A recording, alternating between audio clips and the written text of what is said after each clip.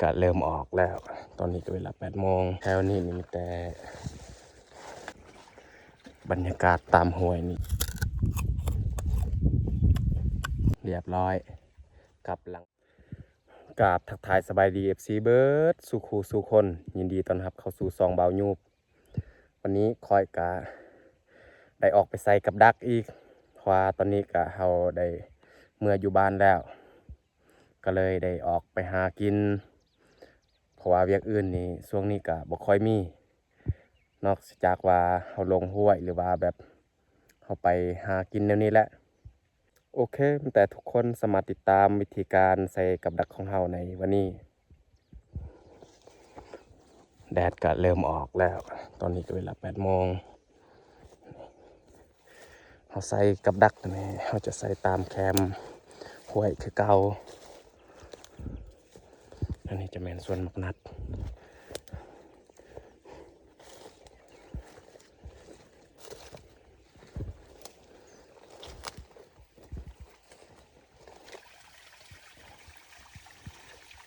ตามแคมห้วยตัวนี้แหละเราจะใส่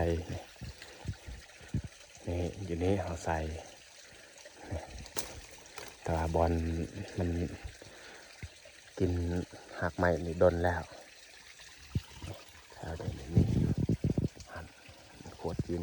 แต่ว่าดนแล้วตัวนี้แต่เขาจะใส่เลยเพราะว่าบอลอื่นเขาก็ใส่เรียบร้อยเท่านี้เขาก็ใส่แล้วแต่ว่ามันดนแล้วเขาได้ใส่ต่ออีกลังทำอิฐเขาใส่เรียบร้อย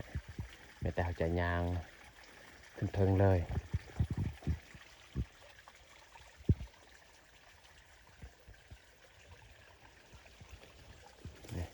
เขายางไปตามแคมห้วยนี่แหละ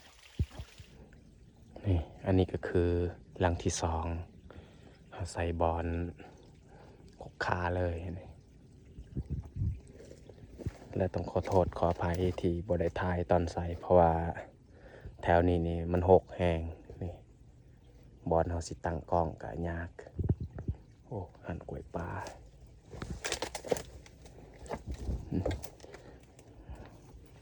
มันกินได้อยู่บ่อกล้วยอันนี้โอ้กินบ่ได้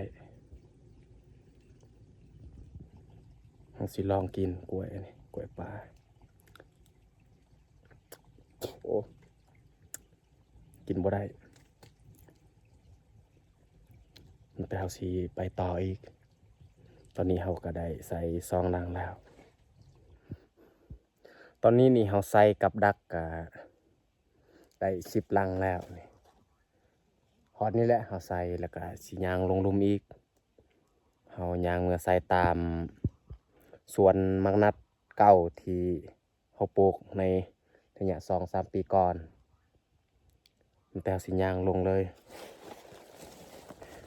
กับนี่รวมทั้งเบิดนี่21 ลัง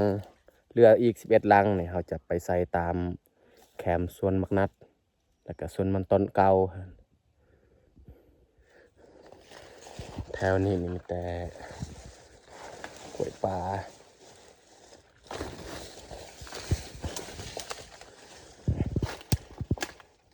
สัตว์ใหญ่นี่มีอยู่นี่จะมีหอยฟานหอยเห็นหรือว่าอีเห็นตัวหอนก็มีคือกันมันอยู่ตามนี้แหละ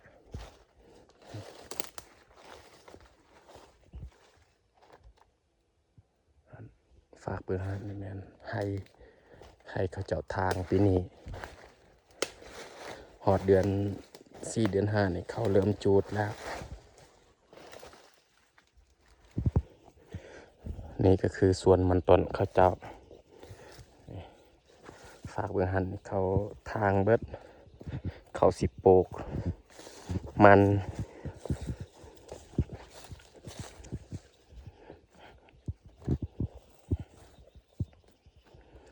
ต้นตัวนี้นี่บอแมนมันไทยอันนี้มัน5 นาที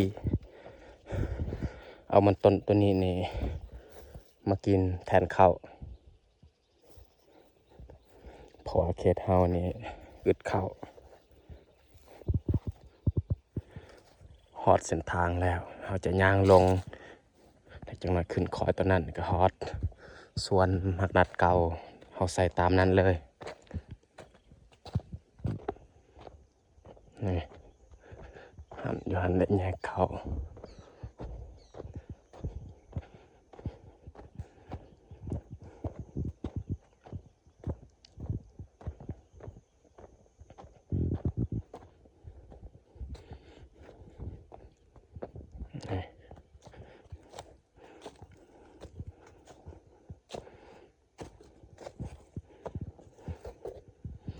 ทางขึ้นลำบาก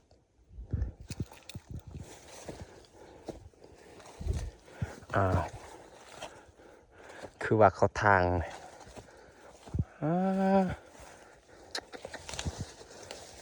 นี่นัด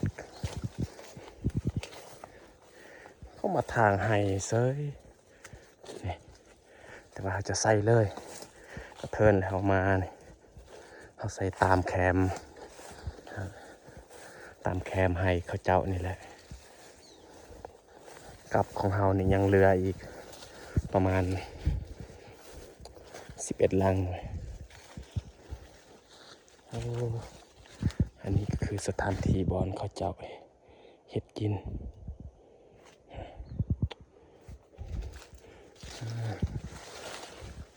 โอ้เขาคูทูจะคุยยังโอ้ว้าหูนูหรือว่าอ่อนบ่จักสงสัยเลิกแล้วเขาขุดบ่ได้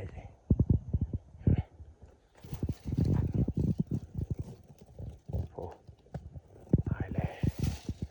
วแต่เราจะใส่เลยนี่ใส่ตัวนี้ขึ้นเทิงเอาให้ตัวนี้แหละ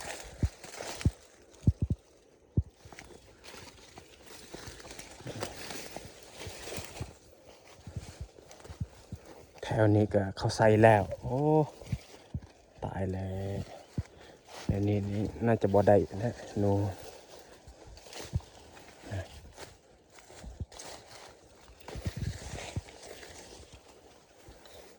แห่งแถวนี้บ่มีมันต้นยานมันบ่มาเลยหนู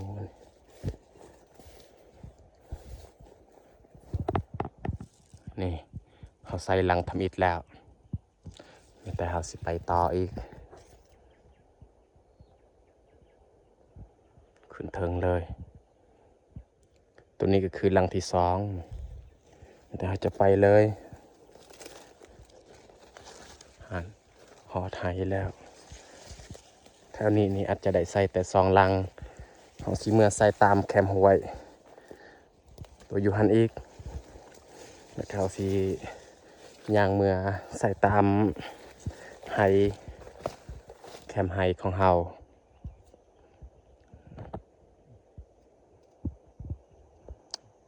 แถวนี้เขาทางไฮเขาสิปลูกมันนั่นแหละบ่ฮู้ว่าจักผู้ใดมาทางอยู่นี่อยู่ลุ่มหันสวนมักนัดของเฮาปีกายปีซื่นนี่ก็สวนมันต้นเฮาเนี่ยอยู่นี่แต่ว่าเฮาลกแล้วไม่แต่เฮาสิย่างลงก็ย่างเมื่อใส่ตามแคมห้วยน้อยห้วยตอนนั้นเฮาก็เคยใส่มาแล้ว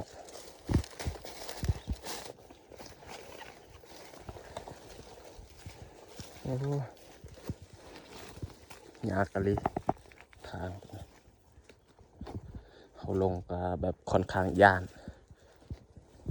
ถ้าว่าช่วงหน้าฝนนี่แห้งคักขึ้นบ่ได้ถ้าว่ามีเสือกหรือว่าไม่เอาดึงแต่เทิง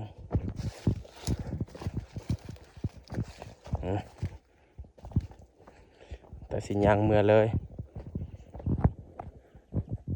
อากาศร้อนแห้งพี่น้องเอ้ยสิย่างเมื่อใส่ตามห้วยตัวนั้นนี่ใกล้ๆไฮของเฮาหลังจากเขาใส่แล้วนี่เขาก็จะมาใส่ตามแคมไฮของเฮานี่แหละกับของเฮาตอนนี้ก็ยังเหลือ9 ลังเขาแบ่งใส่เลยบางทีเขาใส่ตามห้วย6 ลังหรือว่า5 ลัง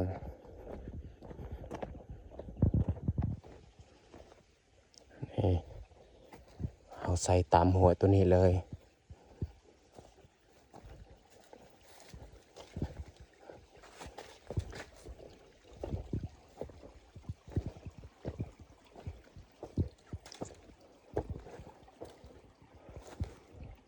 อันนี้ก็คือหัวเก่า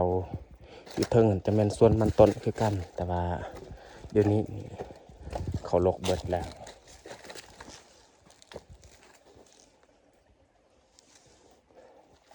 หัวตัวนี้เขาก็เคยใส่แต่ว่าเท่านี้เราลองใส่ต่ออีก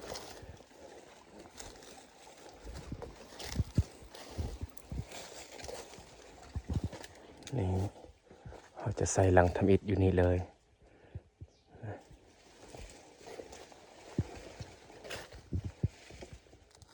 เขาใส่เรียบร้อยแต่เขาจะ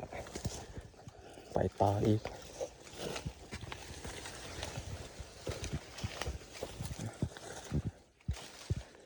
ขึ้นเทิงเลยเขาใส่สุดก่อนนี่นำอย่างไรเดี๋ยวนี้มันบกลง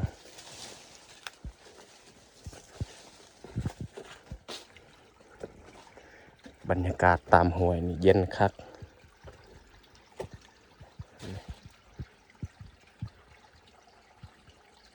นี่อยู่นี่อีกหลังนึงเขาใส่และนี่ก็คือหลังสุดท้ายนะเขาใส่ตามแคมห้วยตัวนี้ก็ได้6 ลังกับของเฮากับเรืออีก3 ลังเขาจะลงตามห้วยตัวนี้แหละลงไปจนหอดทางพุ่นจึงคอยยางเมื่อแล้วก็เมื่อใส่ตามยอดห้วยที่เขาเอาน้ำใส่นองปลาของเฮามีแต่เฮาสิยางลงเลย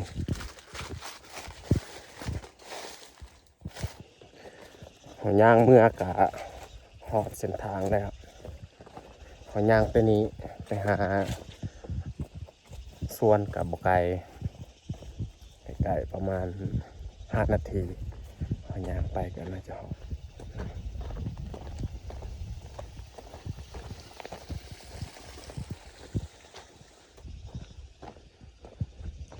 อากาศร้อนแห้งพี่น้องเอ้ยตอนนี้เขาก็ย่างขึ้นมาถึงอยู่ส่วนไห่แล้วโอ้หอนแห้งพี่น้องเอ้ยรับของเฮานี่ก็เหลือ3 ลังเอาไปใส่กันน่าจะบดนตอนนี้ก็เวลา 11 โมงปลาย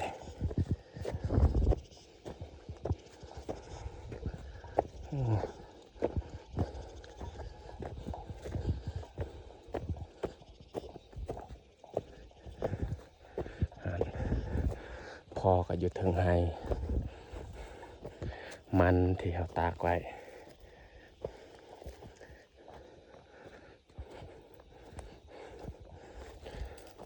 โอ้นี่ดำๆก็อยู่นี่พักอยู่เทิงส่วนนี่ก็เริ่มแก่แล้วดนและบริขึ้น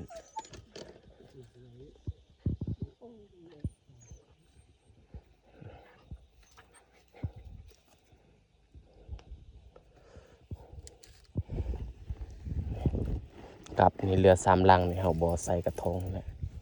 เขาไปใส่อยู่เทิงหันห้วยที่เขาเอาน้ำแต่ยอดหันมาปล่อยใส่นองเลยหัวตัวนี้แหละเขาสีขึ้นไปใส่เขานั่งพักผ่อนนี่เขาไปตัดเอาอ้อยก่อนมากินจากน้อยจึงขึ้นไปใส่ว่าผักก็แก่แล้ว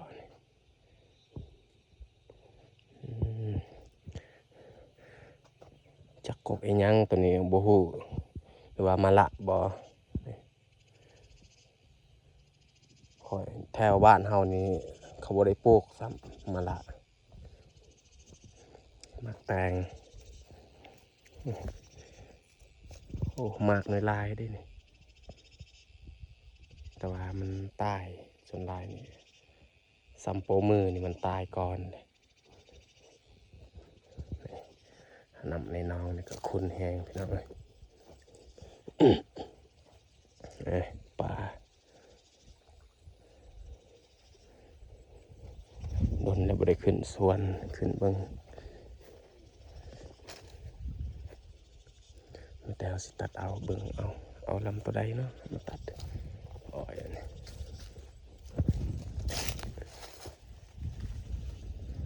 เอาตัวนี้แหละตัวน้อยๆนี่ยานกินบ่เบิด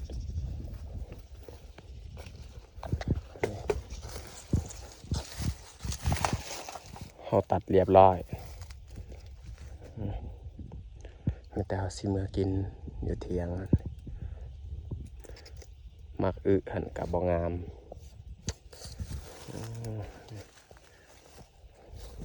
มักกล้วย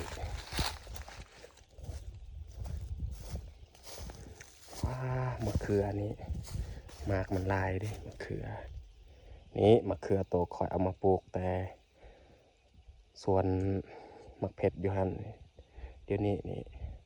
มันมียอดปงไม้แล้วคิดว่ามันตายสุดท้ายมันบ่ตายโหด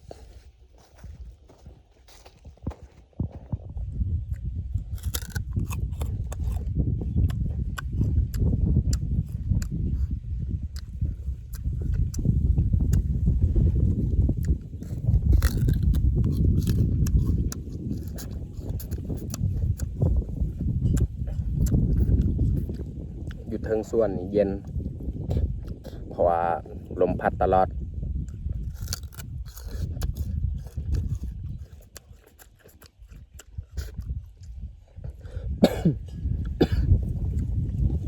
เพราะว่า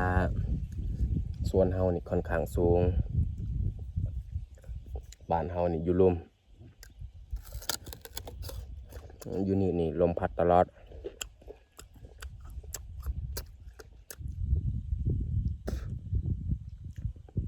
ตอนนี้นี่เขากินอ้อยเรียบร้อยแต่เขาจะเกียมออกไปใส่กับดักให้มันแล้วก่อนแล้วจึงคอยย่างมือบ้านแต่เขาสิย่างไปเลย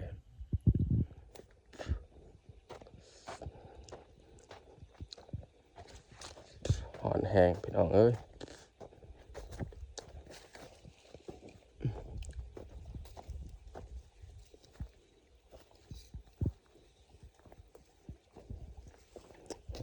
ปลาโอ้อีต้นป่านี่น้ำตัวนี้มันคือสิอุ่นอยู่หอนแห้งเพราะน้ำกะบ่ลายแล้วเริ่มบกอยู่เทิงนั่นเทิงยอดห้วยนี่ก็มีไฮอีกไฮใหม่ที่เขาเจาะทาง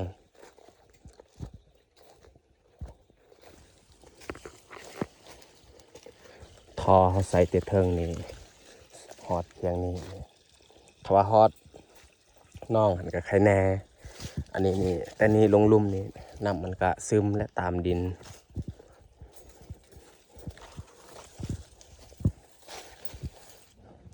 อันนี้ก็คือส่วนมันต้นเก่านกมันต้นเก่าของ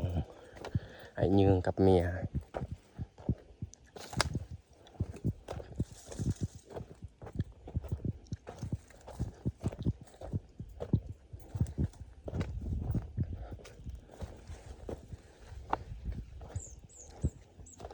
เขาใส่ตามหัวตัวนี้แหละหนูนี่มันมากัดกินทอนี่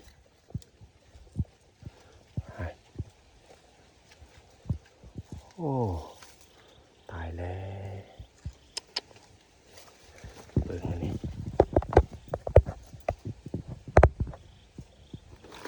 มันกัดกินเลยทอตัวนี้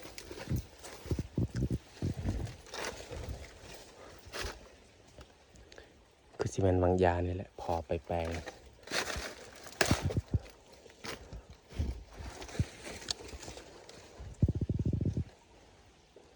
จะใส่ขึ้นเทิงเลยพอใส่2 ลังแล้วนี่ก็เหลือลังสุดท้ายเพราะว่าเขาใส่แต่เทิงลงลุมต้องขอโทษขออภัยตอนที่เขาใส่นี่บ่ได้ทายเขาจะมาใส่บอนที่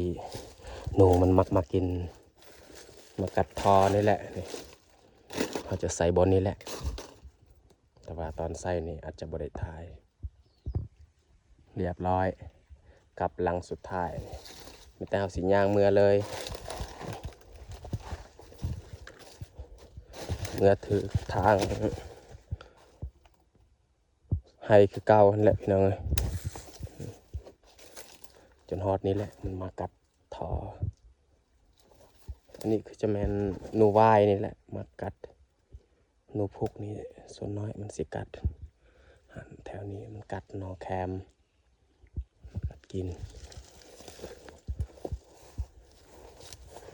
เอาเมื่อกะฮอดให้แล้วให้หรือว่าสวนให้เก่าเขาจะนั่งพักผ่อนก่อนแล้วจึงคอยย่างเมื่อบ้าน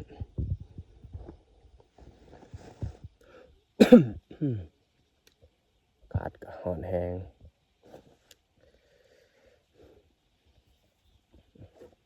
กระทงพอเอาเมื่อแล้วเอาเมื่อบ้านอากาศอยู่นี่ก็เย็นพอเขาอยู่ดนแห้งคักและสำหรับคลิปนี้ก็น่าจะจบลงอยู่นี่เลยถ้ามักคลิปแบบนี้ก็อย่าลืมกดไลค์กดแชร์เพื่อเป็นกำลังใจให้เบายูบได้เฮ็ดคลิปต่อๆไปขอขอบใจบายบายเจอกันในคลิปต่อไป